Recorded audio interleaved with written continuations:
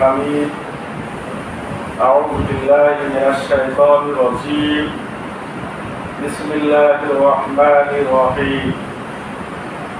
إنما يعمر مساجد الله من آمن بالله واليوم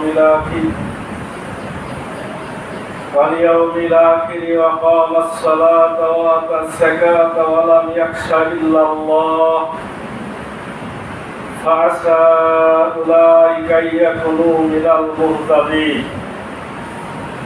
فقال الله تعالى في كلامه المجيد: قل إن كنتم تحبون الله فاتبعوني يحببكم الله ويغفر لكم ذنوبكم الله غفور رحيم.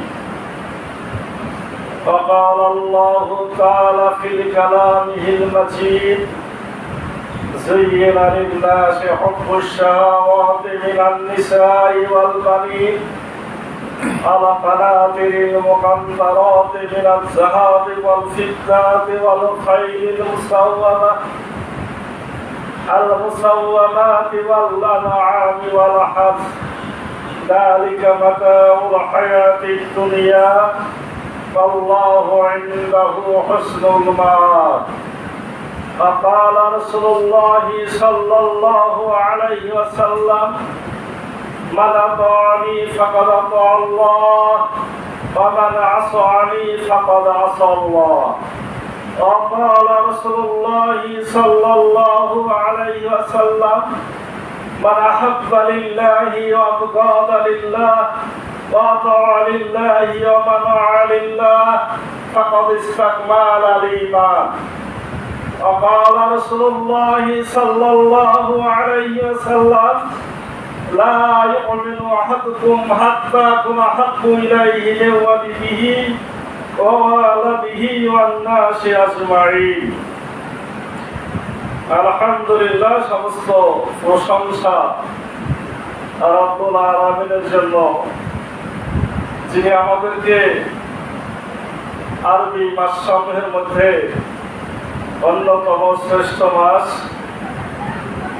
জিলহিজ্জা মাসে জুমার দিনে জুমার সালাত আদায়ের উদ্দেশ্যে তার পবিত্র ঘরে আসার এবং বসার সুযোগ দান করেছেন। যে মহান রব্বুল আলামিন আমাদের সুযোগটি দান করলেন, তার দরবারে শুকরিয়া আদায় পড়ছি আলহামদুলিল্লাহ। দরুদ এবং সালাম আমাদের প্রিয় নবী, শেষ নবী হযরত মুহাম্মদ মুস্তাফা আহমদ মুস্তাফা পড়ছি সাল্লাল্লাহু আলাইহি ওয়াসাল্লাম। সম্মানিত মুসল্লিয়ানে কেরাম, আজকে আমি আপনাদের সম্মুখে সূরা আত-তাওবার 17 নম্বর আয়াত হতে 24 নম্বর আয়াত পর্যন্ত আলোচনা করতে চাই, যদি রব্বুল আলামিন আমাকে তৌফিক দান করেন এবং যদি সময় সংকলন করা যায়। সম্মানিত মুসল্লিয়ানে কেরাম, সূরা আত-তাওবা, সূরাটির নাম সূরা তাওবা। এই সূরাটি হলো পবিত্র কোরআন শরীফের 9 নম্বর সূরা, পারা 10 নম্বর পারায় 9 নম্বর সূরা। এই সূরা নামকরণ তাওবা। আপনারা তাওবা শব্দটির সাথে অবশ্যই পরিচিত। এই সূরাতে রাসূল সাল্লাল্লাহু আলাইহি ওয়াসাল্লামের বিখ্যাত 3 জন সাহাবী মুরারা ইবনে রবিয়া, হিলাল ইবনে উমাইয়া, কাব বিন মালিক, এই 3 জন সাহাবীর তাওবা কবুলের বিষয়ে আলোচনা আছে। এই আলোচ্য বিষয়টি গুরুত্ব দিয়েই এই সূরাটির নাম তাওবা রাখা হয়েছে। এই সূরাটি একই সঙ্গে রাসূল সাল্লাল্লাহু আলাইহি ওয়াসাল্লামের উপর উপরে নাজিল হয় নাই। অনেক ছোটখাটো শানে নজুল আছে, তবে মৌলিকভাবে এই সূরাটি নাজিলের বক্তব্য ধারাবাহিকতা অনুসারে এই সূরাটিকে 3টা অংশে বিভক্ত করা হয়। আমরা যে অংশটি আলোচনা করতে চাই এই সূরার প্রথম অংশ থেকে। এই প্রথম অংশটি আল্লাহ রাসূল সাল্লাল্লাহু আলাইহি ওয়াসাল্লামের উপরে নাযিল হয়েছিল 9ম হিজরির জিলকদ মাসে। একটু মাথাতে বিষয়গুলো নেবেন। 9ম হিজরির জিলকদ মাস মানে 1 বছর আগে 8ম হিজরিতে মক্কা জয় হয়ে গেছে। মক্কা জয়ের পরের বছর 9ম হিজরির জিলকদ মাসে, যে মাসে মানুষেরা হজের জন্য মক্কা অভিমুখে রওনা হয়, এই সময়ে নাজিল হয়েছে আমাদের আলোচ্য অংশটুকু। আরো 2টো অংশ আছে, এটা আমাদের আলোচ্য বিষয় নয়। যেমন তওবার যে ঘটনাটা, এটা নাজিল হয়েছে তবুক অভিযানের পরে। এই ঘটনাটিও 9ম হিজরিতে। আবার আরেকটা অংশ আছে, যে অংশটা নাজিল হয়েছে তবুক অভিযানে যাওয়ার পথে। একটা অভিযানে যাওয়ার পথে কিছু অংশ, আসার পথে কিছু অংশ। আমাদের আজকে মনে রাখতে হবে যে অংশটুকু, সেটি হলো কখন? সেটা হলো 9ম হিজরির জিলকদ মাসে। আমরা এই অংশটুকু আলোচনার পূর্বে এই অংশটুকু নাজিলের প্রেক্ষাপট একটু আপনাদের সম্মুখে বলতে চাই। আল্লাহ রাসূল সাল্লাল্লাহু আলাইহি ওয়াসাল্লামের উপরে মহান রব্বুল আলামিন ওহী নাজিল করতেন, আয়াত নাজিল করতেন। বিভিন্ন একটা ঘটনা ঘটতো, অথবা একটা ঘটনা সামনে ঘটতে যাবে, এই বিষয়ে রাসূল সাল্লাল্লাহু আলাইহি ওয়াসাল্লামকে নির্দেশনা দেওয়া হতো। আমরা একটু আগে বলেছি রাসূল সাল্লাল্লাহু আলাইহি ওয়াসাল্লাম 8ম হিজরিতে, 8ম হিজরি মানে কি?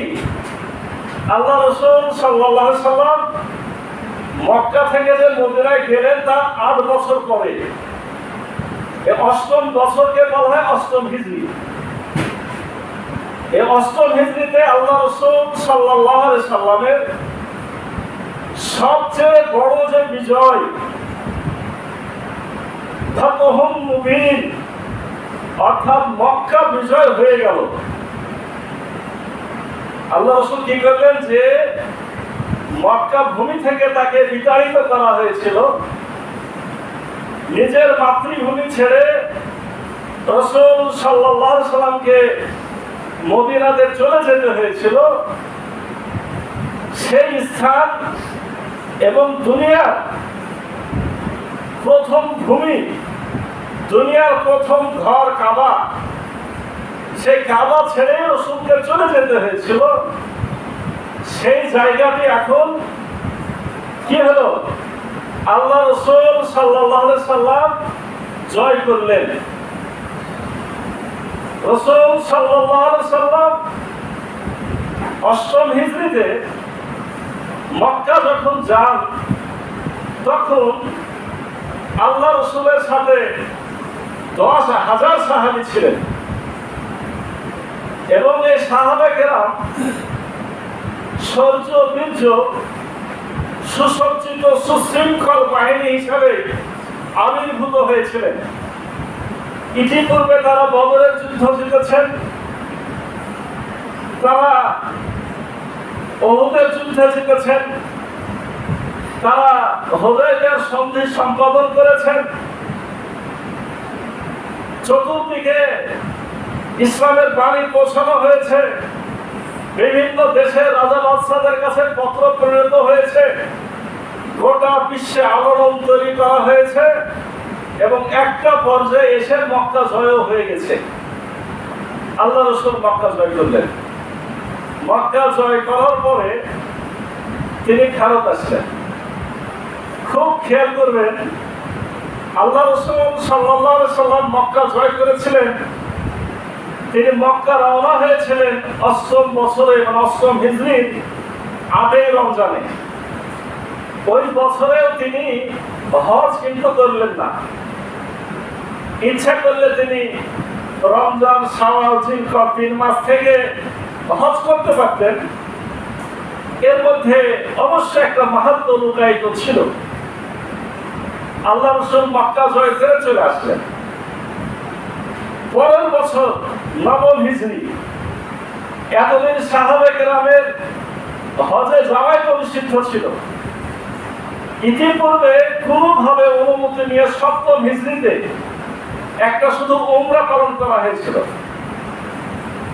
৭ম হিজরিতে মক্কার কাফের মুশরিকদের অনুকম্পা, দয়ার মতো অনুমতি নিয়ে কি করা হয়েছিল? একটা উমরা পালন হয়েছে, হজ হয়নি। ৮ম হিজরিতে আল্লাহ রাসূল সাল্লাল্লাহু আলাইহি সাল্লাম ইচ্ছা করলে হজ করতে পারতেন, কিন্তু করলেন না। ৯ম হিজরিতে, তার পরের বছরে, অর্থাৎ আল্লাহ রাসূল সাল্লাল্লাহু আলাইহি ওয়াসাল্লাম মৃত্যুর ১ বছর পূর্বে ৯ম হিজরিতে হজের মৌসুম আসলো। আল্লাহ রাসূল এবারও হজে গেলেন না। তবে তিনি হজের জন্য লোক পাঠালেন, সাহাবে কেরামকে পাঠালেন এবং নেতৃত্ব দিলেন আমিরুল হজ হিসেবে হযরত আবু বকর সিদ্দিক রাদিয়াল্লাহু আনহুকে। মানে একজন তো প্রধান করা লাগবে। রাসূল সাল্লাল্লাহু আলাইহি সাল্লাম বেঁচে থাকতেই তার স্থলাভিষিক্ত হিসেবে হযরত আবু বকর সিদ্দিক রাদিয়াল্লাহু আনহুকে সাহাবে কেরাম সহ হজের জন্য পাঠালেন। তিনি গেলেন না। এটা কেন যাচ্ছেন না, এর উত্তর একটু পরে দেওয়া হবে। আল্লাহ রাসূল সাল্লাল্লাহু আলাইহি সাল্লাম আবু বকর সিদ্দিক রাদিয়াল্লাহু আনহুর নেতৃত্বে সাহাবে কেরামকে হজে পাঠালেন।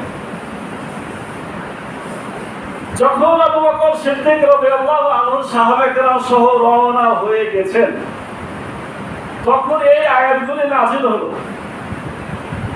আমরা মাত্র আলোচনা করতে চেয়েছি ১৭ থেকে ২৪, কিন্তু এখানে ১ থেকে প্রায় ৩২-৫টা রুকু এই সময় নাযিল হলো। আল্লাহ রাসূল সাল্লাল্লাহু আলাইহি সাল্লাম এই কথাগুলো, এই সূরা তাওবার এই আয়াতগুলো শোনাতে হবে মক্কায়। তার মানে বোঝা গেল যে এই আয়াতগুলি মক্কাতে শোনানোটা জরুরি ছিল। আল্লাহ রাসূল গেলেন না, চলে গেছেন আবু বকর সিদ্দিক রাদিয়াল্লাহু আনহু। এখন আয়াত নাযিল হয়েছে, আয়াতগুলো কে শোনাতে যাবে? সাথে সাথে আল্লাহ রাসূল হযরত আলী রাদিয়াল্লাহু আনহুকে এই আয়াতগুলি দিয়ে দ্রুত পাঠিয়ে দিলেন যে তুমি মক্কা চলে যাও এবং এটা সকলের সামনে এই আয়াতগুলি পড়ে শোনাতে হবে। তার মানে এই আয়াতগুলি শোনানোর মধ্য দিয়ে মক্কাতে এতদিন যে উল্টা পাল্টা কাজ চলছে এটা বন্ধ হবে, মক্কা পরিপূর্ণরূপে পবিত্র হবে। তারপরে আল্লাহ রাসূল হযরত মুহাম্মদ সাল্লাল্লাহু আলাইহি সাল্লাম হজ করবেন। অর্থাৎ তিনি এবারও হজ করবেন না। এই ঘোষণার ভিত্তিতে মক্কা যখন পবিত্র হবে, তিনি আগামী বছর তিনি হজে আসবেন। তার মানে আয়াতগুলি কত জরুরি ছিল। কেন জরুরি ছিল? এখানে আরেকটা কথা আপনাদের বলে নিলে আরো সুবিধা হবে এবং আপনাদের মনে রাখার জন্য খুবই পছন্দের একটা বিষয় হবে বলে আশা করি। আমরা জানি যে প্রত্যেক সূরার শুরুতে কি থাকে? বিসমিল্লাহির রহমানির রহিম। অর্থ কি? পরম দয়ালু দাতা। পরম দয়ালু দাতা আল্লাহর নামে শুরু করছি। আচ্ছা, সবসময় কি দয়া রেখে কাজ করা সম্ভব হয়?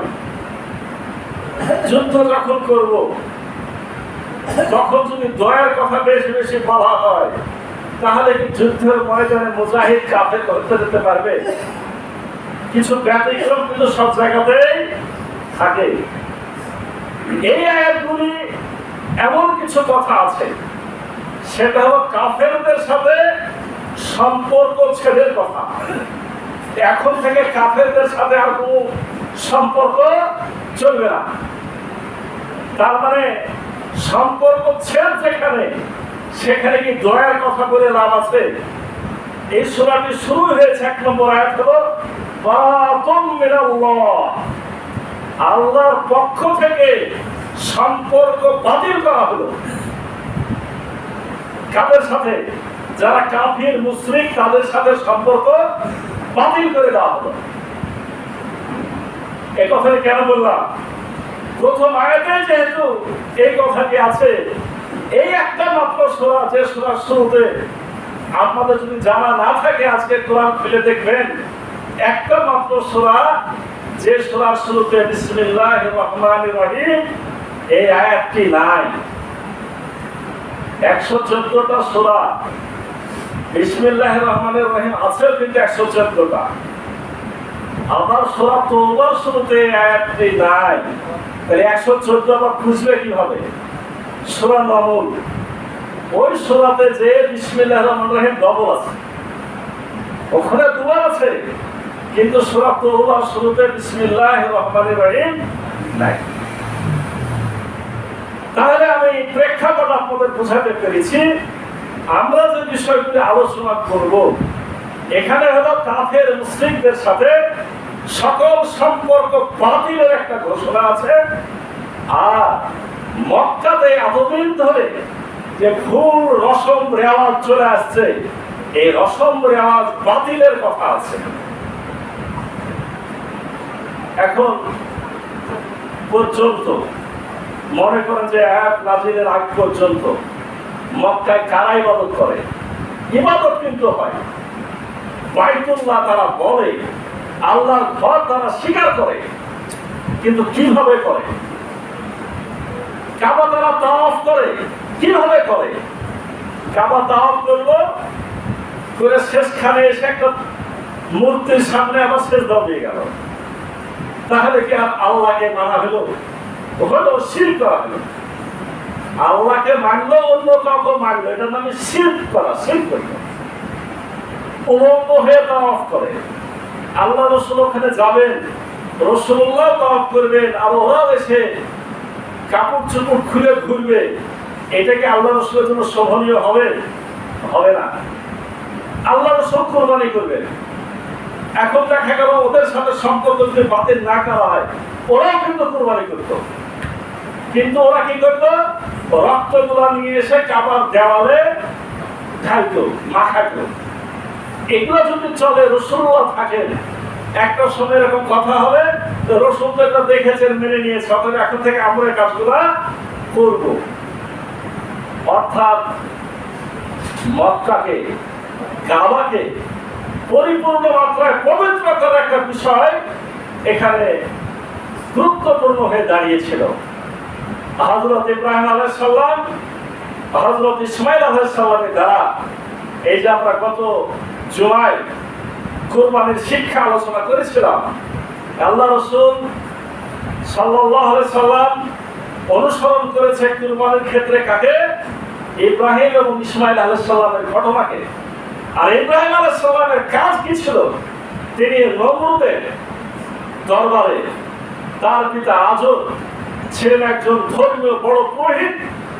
সেই সকল রাজা বাদশা, পিতা মাতা সকলের সাথে সম্পর্ক ছেদ ঘোষণা করে এক তাওহীদবাদী হয়ে তিনি ইরাক ত্যাগ করে ফিলিস্তিন চলে গেছিলেন। ফিলিস্তিনে যাওয়ার পরে রব্বুল আলামিনের নির্দেশে তিনি প্রথম সন্তান ইসমাঈল এবং স্ত্রী হাজেরা বিবিকে মক্কাতে রেখে এসেছিলেন। রব্বুল আলামিনের ইচ্ছা ছিল ওই জায়গাটা, ওই নির্জন মরুভূমিকে তিনি আবাদ করবেন কালের পরিক্রমায়। আমরা গত জুমায় এটাও বলেছিলাম যে ইসমাইল আলাইহিস সালামের ঘরে কিন্তু আর কোন নবী জন্মগ্রহণ করেনি। জন্মগ্রহণ করেছে আর এক ছেলে ইসহাক, ইসমাইল আলাইহিস সালামের ছোট ভাই। ইসহাকের ঘরে ইয়াকুব আলাইহিস সালাম জন্ম নিলেন। ইয়াকুবের ছেলে ইউসুফ আলাইহিস সালাম নবী হলেন। এরা আবার ওই ফিলিস্তিন থেকে মিশরে চলে গেলেন। এগুলো আপনাদের অনেকে জানার কথা। এইভাবে দেখা গেল যে কাবা কিন্তু আর আবাদ হলো না। কাবা, ইসমাইলের সন্তানরা এক সময় ইসলামকে ভুলে গেল, ভুলে যে 360টি মূর্তি কাবা ঘরে ঢুকাই দিল। আর ফিলিস্তিন যেহেতু একটা পূর্ণভূমিতে পরিণত হলো, ইসহাক আলাইহিস সালামের ছেড়ে তার ছেড়ে নবী হওয়া শুরু হলো। মিশর, ফিলিস্তিন এইসব জায়গায় ইসলাম ছড়াতে থাকলো। আর সেই বংশের লোকেরা ফিলিস্তিনকে কেবলা বানিয়ে সেদিকে মুখ করে তাদের ইবাদত বন্দেগী চালাতে থাকলো। তাহলে বোঝা গেল বহু বছরের জঞ্জাল কাবাতে জড়ায় গেছে। এখন সময় এসেছে, মক্কা জয় হয়ে গেছে, এখন কাবাকে পরিচ্ছন্ন করতে হবে। এক তাওহীদ, এক আল্লাহর ইবাদত ছাড়া সেখানে আর কিচ্ছু চলবে না। এটা এখন সিদ্ধান্ত বাস্তবায়ন করতে হবে। রাসূলুল্লাহ জীবনের শেষ পর্যায়ে চলে এসেছে, আর তার বয়স মাত্র 1 বছর। এই 1 বছর আগে এই আয়াতগুলি নাযিল হয়ে কাবা শরীফকে পরিচ্ছন্ন করার কিছু বিধিবিধান এখানে আলোচিত হয়েছে। আপনারা যখন আয়াতগুলি শুনবেন খেয়াল করবেন, কাবা পরিচ্ছন্ন করার কথা বলতে যে রব্বুল আলামিন মাসাজিদ মানে দুনিয়ার সকল মসজিদের কথাই উল্লেখ করেছেন। কাবা যেভাবে পরিচ্ছন্ন হবে, দুনিয়ার সকল মসজিদ একইভাবে পরিচ্ছন্ন করতে হবে। আপনারা বলবেন এই কথা কেন রব্বুল আলামিন বললেন? শুধু কাবাই করতেন তখন মাত্র মসজিদ। আল্লাহ রাসূল সাল্লাল্লাহু আলাইহি সাল্লাম দিনের দাওয়াত নতুন ভাবে শুরু করেছেন, তাওহীদের বাণী নতুন ভাবে মানুষের কাছে বলা শুরু করেছেন। কাবা শরীফকে বাধ্য হয়ে তিনি ত্যাগ করে চলে গেছেন মদিনায়। মদিনায় যাওয়ার পরে তিনি একটা মসজিদ প্রথম তৈরি করলেন, মসজিদে কুবা। এটা অনেকে জানেন না, অনেকে ধারণা করেন মদিনার মসজিদই বোধহয় তারপরে মসজিদ। না, এই মসজিদ তৈরি করার আগে একটা মসজিদ তৈরি হয়েছিল, মসজিদে কুবা, এবং এটাকে বলা হয়েছে তাকওয়ার ভিত্তিতে নির্মিত প্রথম মসজিদ। মানে এর আগে যা ছিল সেগুলো সব জঞ্জাল হয়ে গেছে। রাসূল সাল্লাল্লাহু আলাইহি সাল্লাম মসজিদে কুবা বানালেন। মসজিদে কুবা তৈরি করার পর মদিনায় যে মসজিদে নববী বানালেন, মসজিদে নববীর পরে মদিনার আশেপাশে আরো অনেকে রাসূলুল্লাহর অনুমতি নিয়ে আরো মসজিদ বানালেন। মসজিদে কিবলাতাইন তৈরি হলো। এই সকল মসজিদগুলা মদিনার আশেপাশে যেগুলা সব রাসূলুল্লাহর নেতৃত্বে চলতো। অতএব এই সব জায়গাতে কোনো ঝামেলা ছিল না। কিন্তু যখন তিনি হজ করতে যাবেন 10ম হিজরিতে, তার আগের বছরে তিনি দুনিয়ার প্রথম প্রতিষ্ঠিত মসজিদে আমাদের কিবলা কাবা শরীফকে পরিচ্ছন্ন করার যে নিয়োগ করলেন, রব্বুল আলামিন নির্দেশ দান করলেন। একই সাথে কাবা পরিষ্কার যেভাবে হবে, তখন থেকে বিধান নাযিল হয়ে গেল দুনিয়ার সকল মসজিদ কিভাবে চলবে। একই সাথে রব্বুল আলামিন কাবার কথা উল্লেখ করতে গিয়ে দুনিয়ার সকল মসজিদের কথাই তিনি জানাই দিলেন। তাহলে এই আয়াতগুলি আজকে আমাদের জানার জন্য জরুরি যে আমরা আমাদের মসজিদ নির্মাণ, আমাদের মসজিদ তৈরি, আমাদের মসজিদে মুতাল্লিগিরি, আমাদের মসজিদকে সাজানো গুছানো, এগুলা কোন পদ্ধতি হবে, কিসের ভিত্তিতে হবে, কেমন ভাবে হবে, এই বিষয়গুলো জানাটা আমাদের জন্য অবশ্যই জরুরি। হাজারের মজলিস, আমরা এখন সরাসরি আয়াতের অর্থে যাই এবং যথাসম্ভব আয়াতের সংক্ষিপ্ত ব্যাখ্যা করে যতদূর অগ্রসর হওয়া যায়। যদি আমি আলোচনা শেষ করতে নাও পারি, আপনারা সূরা তাওবার 17 থেকে 24 নম্বর আয়াতগুলি যাদের বাড়িতে অনুবাদ বা তাফসীর আছে পড়ে নেবেন, আশা করি কাজে লাগবে। যেহেতু ভূমিকামূলক কথা ইনশাআল্লাহ ইতিমধ্যে বলা হয়ে গেছে। আসুন রব্বুল আলামিন 17 নম্বর আয়াতে কি বলছেন? মা কানা লিল মুশরিকিনা ইয়ামুরু মাসাজিদাল্লাহ। মা কানা লিল মুশরিকিনা আইয়ামুরু মাসাজিদাল্লাহ। মুশরিকগণ অবশ্যই আইয়ামুরু মাকানা হতে পারবে না, আইয়ামুরু মুতাওয়াল্লি মানে মসজিদ দেখাশোনার দায়িত্ব পালন। মাসাজিদাল্লাহ এখানে কিন্তু শুধু কাবার কথা বলা হলো না, মাসাজিদাল্লাহ দুনিয়াতে যত মসজিদ এখন থেকে তৈরি হবে সকল মসজিদের কোন মসজিদের কর্তৃত্ব নেতৃত্ব কারা পাবে না? মুশরিক লোকেরা পাবে না। শাহিদিনা আলা আনফুসিহিম বিল কুফর, যেখানে তারা নিজেরাই সাক্ষ্য দেয় যে আমরা কুফরি কাজ করি। উলাইকা হাবিতাত আমালুহুম, যারা এইভাবে শিরকের কাজ কুফরি কাজ করে তাদের আমলগুলোই তো ধ্বংস। অফিন নারি হুম খালিদুন, আর তারা অবশ্যই জাহান্নামে চিরস্থায়ী ভাবে থাকবে। তাহলে মসজিদের মুতাওয়াল্লি নেতৃত্ব কর্তৃত্ব আজকে থেকে খতম করে দেওয়া হলো মুশরিকদের জন্য, যারা কুফরি কাজ করে তাদের জন্য। কেন করা হলো? তারা যতই ভালো কাজ করুক না কেন তাদের আমলগুলোই তো ধ্বংস। আচ্ছা, তার মানে তারা কিছু ভালো কাজ করতো, বোঝা গেল মক্কার মুশরিকরা কিছু ভালো কাজ করত। এই নিয়ে আল্লাহ রাসূলের চাচা তাফসীর ইবনে কাসিরে আছে, দেখবেন আল্লাহ রাসূলের চাচা আব্বাস রাদিয়াল্লাহু আনহু আর নিজের ভাতিজা অর্থাৎ আলী রাদিয়াল্লাহু আনহুর সাথেও তর্ক বিতর্ক হয়েছে। কখন? যখন আব্বাস রাদিয়াল্লাহু আনহু ইসলাম গ্রহণ করেন নাই। ইসলাম গ্রহণ করেন নাই, কিন্তু তার দায়িত্ব ছিল ওই যারা দূর দূরান্ত থেকে হাজি আসতো তাদের হাজিদের পানি পান করানো তাদের দায়িত্ব ছিল। আব্বাস রাদিয়াল্লাহু আনহুর দায়িত্ব ছিল তাদেরকে দেখাশোনা করা, কোন বিশৃঙ্খল অবস্থা হলে শৃঙ্খলা নিয়ে আসা। এটা ছিল আব্বাস রাদিয়াল্লাহু আনহু এবং তার বংশের দায়িত্ব। আরেক গ্রুপের কাছে ছিল কিসের দায়িত্ব? আপনার মক্কার চাবির দায়িত্ব। এভাবে দায়িত্ব ভাগ ছিল। আব্বাস রাদিয়াল্লাহু আনহু আলী রাদিয়াল্লাহু আনহু কে বলছে যে তোমরা কি খালি মনে করে নিয়েছো যে তোমরা মুহাম্মদের সাথে হিজরত করেছো আর ইবাদত বندگی কিছু করো বলে খালি তোমরাই ভালো, আমরা ভালো কাজ করি না? এই মক্কার দেখাশোনা আমরা করি, হাজিদের পানি পান করাই, আমরা অনেক ভালো কাজ করি। আল্লাহ বলছেন যারা শিরক করে, যারা কুফরি করে তাদের আমলই তো বরবাদ।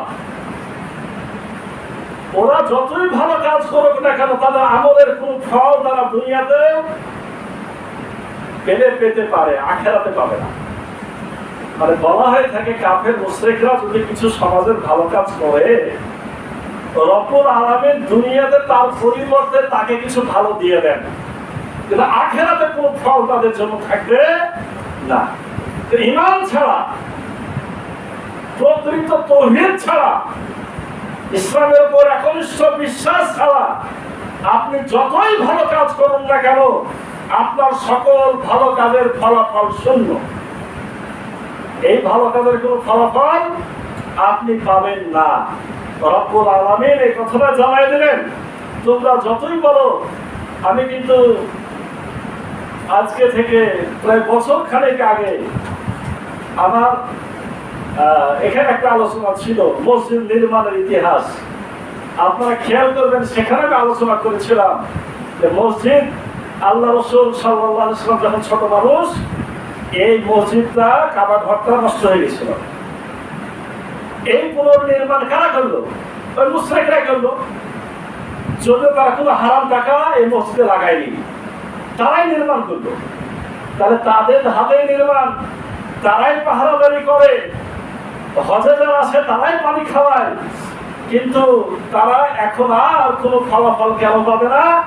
তারা ঈমান আনছে না।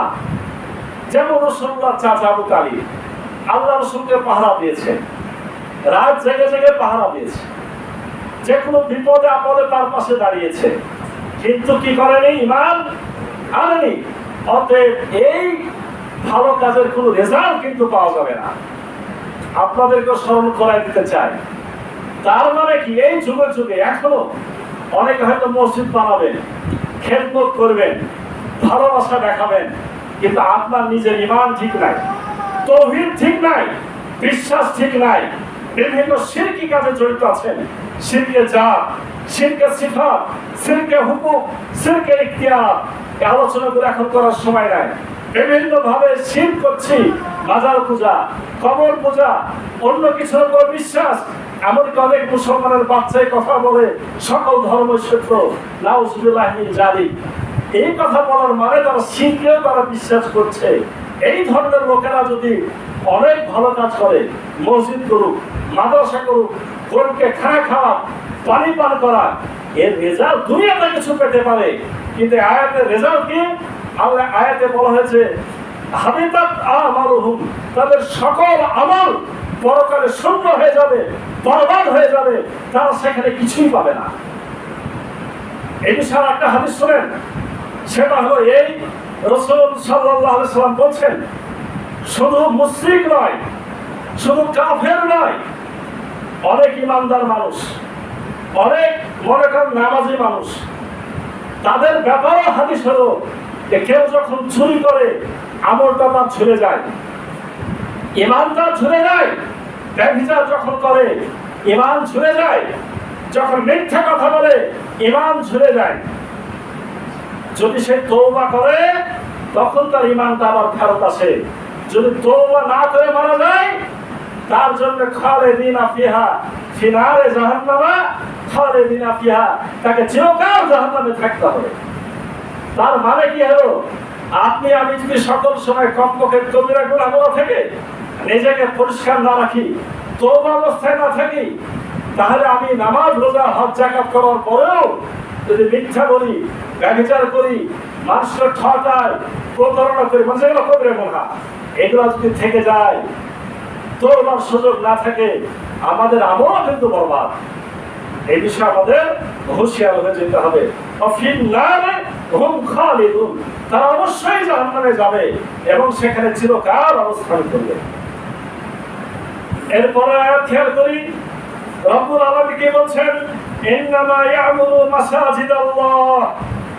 আল্লাহ বললেন কাফের, মুশরিক, মুনাফিক, ফাসিক এরা মসজিদের দায়িত্ব পালন করতে পারবে না। এখন কারা করতে পারবে সেই কথাটি রব্বুল আলামিন পরের আয়াতে বলছেন, 18 নম্বর আয়াতে, ইন্নামা ইয়ামুরু মাসাজিদাল্লাহ, নিশ্চয় মসজিদের দায়িত্ব পালন করবে তারা, দুনিয়ার সকল মসজিদ, আল্লাহর ঘর যেগুলা, দায়িত্ব পালন করবে তারা, মান আমানা বিল্লাহ, 1 নম্বর হলো যার আল্লাহর উপর ঈমান আছে, ওয়াল ইয়াউমিল আখির, 2 নম্বর হলো আখিরাতের উপর ঈমান আছে, ওয়া কামাস সালাহ, 3 নম্বর হলো সালাত কায়েমকারী। কথাগুলো খেয়াল করেন, আমরা তো বিশ্বাস রাখি, আল্লাহর উপর বিশ্বাস রাখি, পরকালে বিশ্বাস রাখি, কিন্তু আরো 2টা শর্ত, আরো 3টা শর্ত, মোট 5টা শর্ত আছে। যারা মসজিদের মুতাআল্লিগিরি করবে তাদের জন্য 5টা শর্ত। ওয়া কামাস সালাহ, 3 নম্বর হলো নামাজ কায়েমকারী। নামাজ কায়েমকারী মানে কি? একত্র পড়া, একত্র না পড়া। এই কথাটা একদিনের মধ্যে বলেছিলাম, দেখেন এইভাবে নামাজ পড়লে আল্লাহ কবুল করবে না, এটা নিয়ে আমার কাছে আসা হয়নি, বাইরে আলোচনা হয়েছে। আল্লাহ বলছেন নামাজ কায়েমকারী মানে 5 ওয়াক্ত তাকে সঠিকভাবে পড়তে হবে। আমি কেন গোপন করে দেবো? বলেন আপনি এখন বাদ দিয়ে দেবো? এখানে বলা হয় নামাজ পড়ো, তাহলে কিন্তু একত্র পড়লেও পড়া হতো। আকামাস সালাহ যখন ব্যবহার করা হয় তখন শুধু 5 ওয়াক্ত পড়া নিজে নয়, পরিবার পরিজন সহ পড়া, এলাকাবাসীকে ডেকে ডেকে পড়া, এই সকল কিছুর মধ্যে শামিল হয়ে যায়। প্রকৃত নামাজি হতে হবে, 3 নম্বর শর্ত। ওয়াদাত যাকাত, 4 নম্বর শর্ত হলো যাকাত আদায়কারী হবে। মানে আপনি সালাত পড়েন ভালো কথা, দেখে এরকম পড়েন ভালো কথা, আপনি জাকাত দেন না, জাকাত যদি ফরজ হয় আপনি জাকাত দেন না, তাহলে কিন্তু মসজিদের মুতাল্লিগিরি করার গুণ আপনার অর্জন হলো না। 5 নম্বর হলো আল্লাহ ছাড়া কাউকে ভয় করবে না, আল্লাহ ছাড়া কাউকে আর ভয় করবে না। আয়াতগুলো শুনলে অনেকের কাছে বা আমার কাছেও চিন্তার বিষয়। তবে একটা কথা মাথায় রাখবেন যে হয়তো আমরা সকল শর্ত পূরণ করা লোক এই সমাজ এত খারাপ হয়ে গেছে হয়তো খুঁজে পাবো না। এর অর্থ কি এই যে আয়াতগুলো পড়া ছেড়ে দেবো? আয়াতগুলো পড়ে চিন্তা ভাবনা করে কমপক্ষে 5টা গুণ কার মধ্যে বেশি আছে সেটা তো খুঁজতে পারবো, তুলনামূলক ভালো বলতে পারবো, মন্দের ভালো বলে তো পাবো নাকি? যদি জানা থাকে ভালো খোঁজার একটা সুযোগ আমাদের থাকবে। তাহলে মসজিদের মুতাওয়াল্লি, মসজিদের হুকুম বরদারি, মসজিদের খেদমত করার কোন কয়টা মুখস্থ করেন? মাত্র 5টা। 1 নম্বর হলো ঈমানওয়ালা ব্যক্তি আল্লাহর উপরে, 2 নম্বর হলো আখিরাতের উপর ঈমান, 3 নম্বর হলো নামাজ কায়েমকারী, নামাজ পড়া নয়, নামাজ কায়েমকারী, 4 নম্বর হলো যাকাত প্রদানকারী, আর 5 নম্বর হলো আল্লাহ ছাড়া কাউকে ভয় করে না, আল্লাহ ছাড়া কারোর সাথে মাথা ব্যথা করে না, আল্লাহ ছাড়া কারোর সাথে সন্ধি চুক্তি করে না, আল্লাহর হুকুমের বাইরে একটুকু চলে না, শুধুমাত্র আল্লাহর ভয়েই তো থাকে। এই 5 ধরনের গুণ যাদের আছে রব্বুল আলামিন এই সূরা তাওবার 18 নম্বর আয়াতে তাদেরকে এই দায়িত্ব গ্রহণের জন্য বলেছে। আশা করা যায় উলাইকা আইয়াকুনু মিনাল মুহতাদিন, যারা এরকম করবে, এই গুণগুলো অর্জন করবে, তারাই সঠিক হেদায়েত পাবে। হেদায়েত কাকে বলে সেটাও বুঝলেন, এই গুণগুলো থাকলে হেদায়েতের অন্তর্ভুক্ত হবে। এবার 40 নম্বর আয়াত, আজআলতুল সিকারাতাল হাজ্জ, তারা কি মনে করে নিয়েছে হাজীদেরকে পানি পান করানো, ওয়া ইমারাতিল মসজিদিল হারাম, মসজিদের দেখাশোনা করা, কামান আমানা বিল্লাহি ওয়াল ইয়াউমিল আখির, আল্লাহর প্রতি ঈমান, আখিরাতের উপর ঈমান, ওয়া জাহাদা ফি সাবিলিল্লাহ, আল্লাহর পথে জিহাদকারীদের সমকক্ষ, লা ইয়াস্তাউনা ইনদাল্লাহ, এগুলো অবশ্যই সমান নয়। আল্লাহু লা ইয়াহদিল কওমাজ জালিমিন, আল্লাহ কখনো জালেমদেরকে হেদায়েত করেন না। মানে কেউ মনে করেছে যে হাজীদের পানি পান করাবো, ওই যে তখনকার কথা, হাজীদের পানি পান করানো আর কাবা শরীফের দেখাশোনা করা এটা দিয়ে হয়ে যাবে।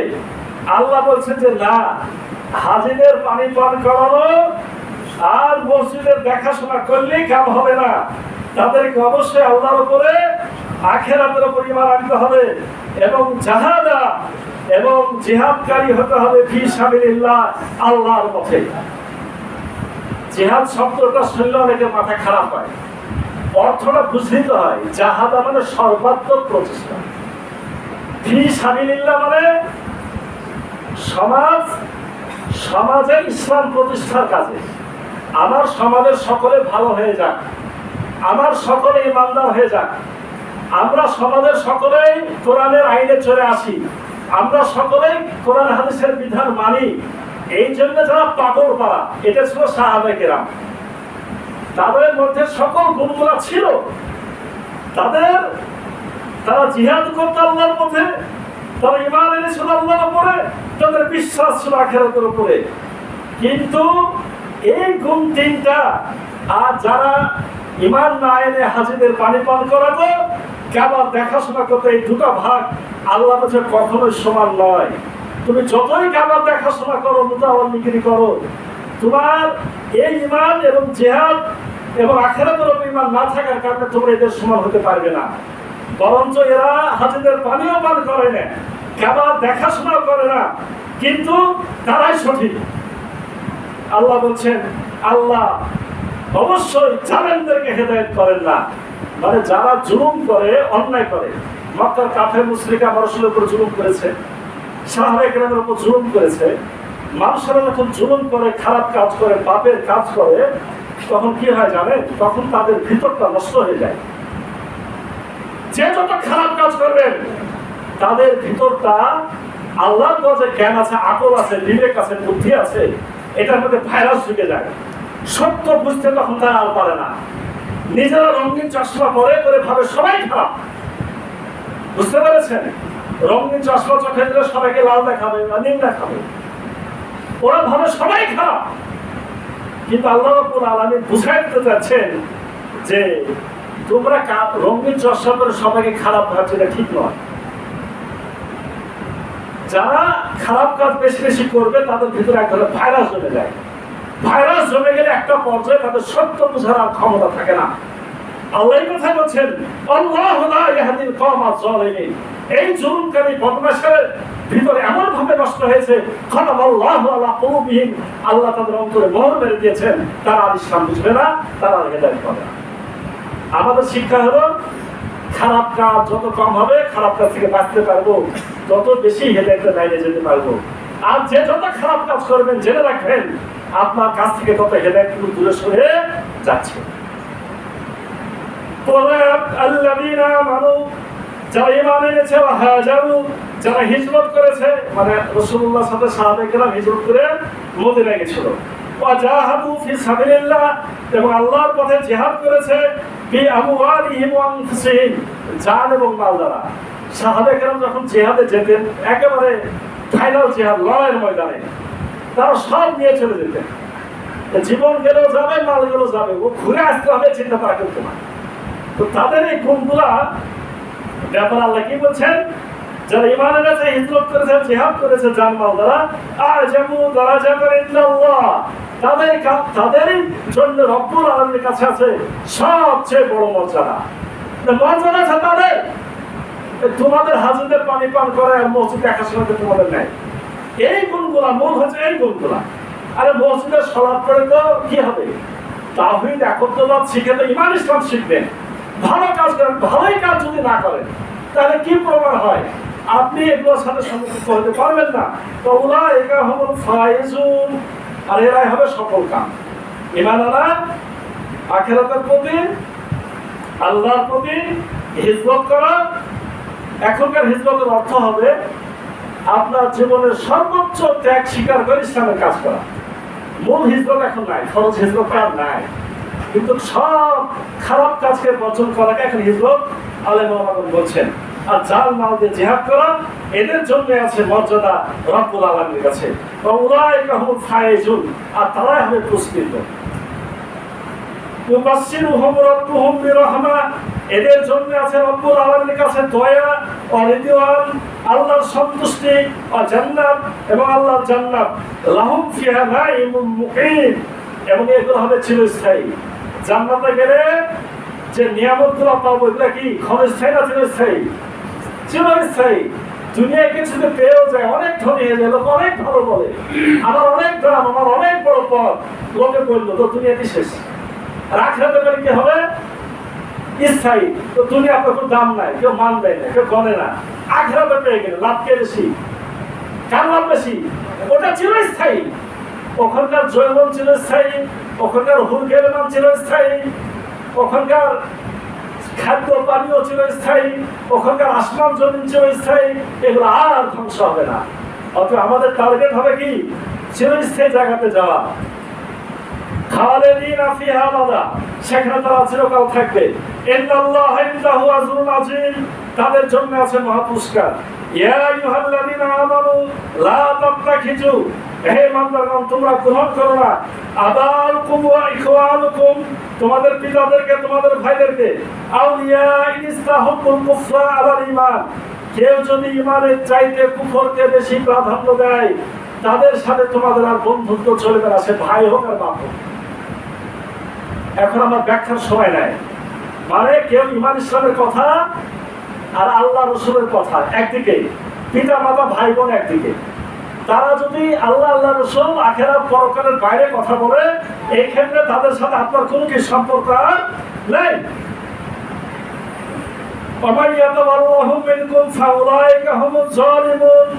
ওই ধরনের লোকরা, সে ভাই হোক, পিতা হোক, মাতা হোক, যেই হোক না কেন, তাদেরকে যদি তারপরও তারা বন্ধু হিসেবে গ্রহণ করে, তাদের কথা মতো চলে, খারাপ কাজ করা শুরু করে, তাহলে রব্বুল আলামিন বলছেন তারা হলো জালেম। আর একটা আয়াতের অর্থ বলি, বলে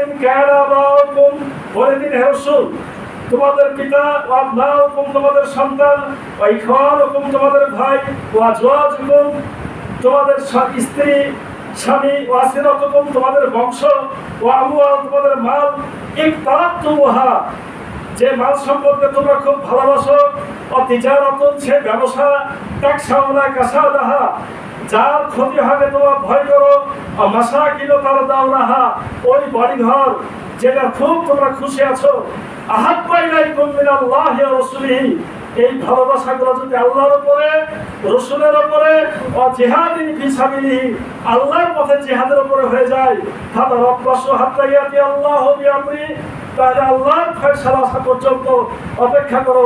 আল্লাহু লা ইয়াহদিল কওমাল ফাসিকিন আল্লাহ কখনো ফাসিকদেরকে হেদায়েত করেন না। মানে আমার বাপ মাকে তো ভালোবাসবো, পিতা মাতাকে ভালোবাসবো, সন্তান ভালোবাসবো, ব্যবসা বাণিজ্য ভালোবাসবো, বাড়ি ঘরে ভালোবাসবো, কিন্তু এই ভালোবাসাটা যেন আমার রাসূল, আমার আল্লাহ, আল্লাহর পথে ইসলামের কাজ করা এর ওপরে স্থানটা না হয়ে যায়। যদি হয়ে যায় আমরা ফাসিক, আমরাই জালেম, আমরাই কাফের। সম্মানিত আহমদ নবী অনেক আরো হাদিস বলা ছিল আর আয়াত বলা ছিল, সময় যেহেতু শেষ আমি এখানে শেষ করলাম। এর আগে আমরা বলেছি যে কেউ যদি ভালোবাসে আল্লাহর জন্য, আল্লাহর জন্য কাউ কিছু দেয়, আল্লাহর জন্য কাউ কিছু দেওয়া বন্ধ করে, আল্লাহর জন্যই কাউ কিছু রাগান্বিত হয়, সব কিছু আল্লাহর জন্য হয়, তাহলে সেই ইমানকে পরিপূর্ণ করলো। এবং আমার রাসূলকে যদি ভালোবাসতে পারি আমার পিতা মাতা সন্তান সন্ততি সকলের উপরে, তাহলে আমার ইমানটা পরিপূর্ণ হলো। আশা করি আপনারা বিষয়গুলো বুঝতে পেরেছেন। রব্বুল আলামিন এই 5টি বা কয়েকটি আয়াত আমরা পড়েছি, আসলে অনেক কথা ছিল, কিন্তু এখানে বেশিরভাগ শিক্ষিত মানুষ, আশা করছি আপনারা অল্পতেই অনেক বিষয় ইঙ্গিত পেয়েছেন। আমাদের কোরআন হাদিসের বাইরে চলার কোনো সুযোগ নাই।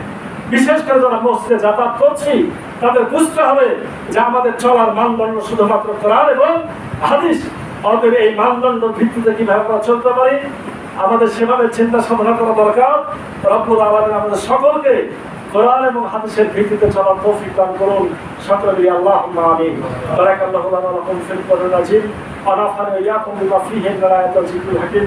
আকুলু কাওলি হাযা আস্তাগফিরুল্লাহ লি ওয়া লাকুম ওয়া লিসাইরিল মুসলিমিনা মিন কুল্লি যানব ফাস্তাগফিরুহু ওয়া তুবু ইলাইহি ইন্নাহু হুয়াত তাওয়াবুর রাহিম।